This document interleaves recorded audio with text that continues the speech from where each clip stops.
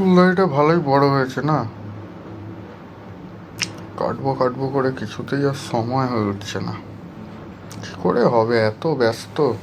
সকাল 6টায় অ্যালার্ম বাজলো, উঠে পড়লাম 8টার সময়। ঘুম থেকে উঠলেই আবার বাথরুমে যেতে হয়। বাথরুমে গেলাম, স্নান করে বেরিয়ে চা খেতে বসলাম, দেখি 9:30 বাজে। তারপর একটু খিদে খিদে পেলো, ভাবলাম একটু টিফিন করি। 2 মিনিটের জন্য ফোনটা নিলাম, ফোনটা রাখার সময় দেখি 11টা বাজে। তাই টিফিন করে আর কি হবে, লাঞ্চটাই করে নিই। লাঞ্চ করার জন্য আবার রান্না করতে হয়, বাজার করার আলাদা ডিপার্টমেন্ট,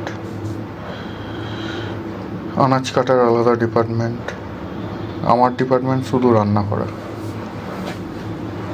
তাই একটা ডিপার্টমেন্টের কাজ কমপ্লিট, বাজার এসে গেছে 11:30। এবার শুধু বাকি আনাজ কাটা। খুব তাড়াতাড়ি হয়, অসুবিধা নেই। যে আনাজ কাটে খুব স্পিডেই আনাজ কাটে, খুব তাড়াতাড়ি 1টার মধ্যে মাছের ঝালের জন্য শুধু আলু কেটে রেডি করে দিল,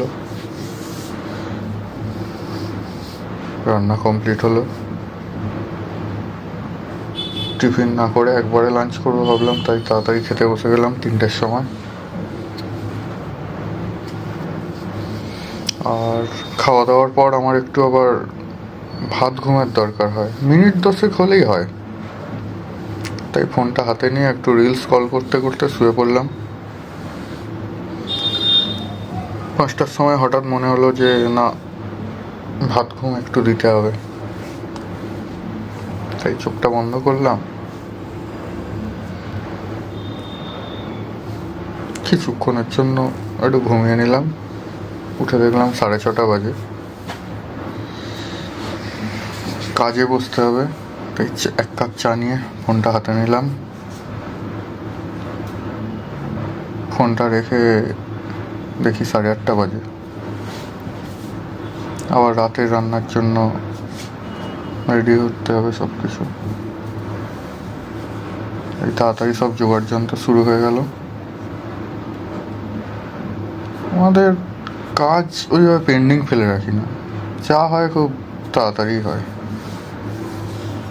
তাই 8:30টার সময় রান্নার জোগাড় করতে বসে ওরা মোটামুটি ওই 11টার মধ্যে কমপ্লিট জোগাড়। রান্না বসালাম, তাড়াতাড়ি খেয়ে শুতে হয় তো 12টার মধ্যে খেয়ে নিলাম। সময় কোথায় চুলদাড়ি কাটার, এত ব্যস্ত।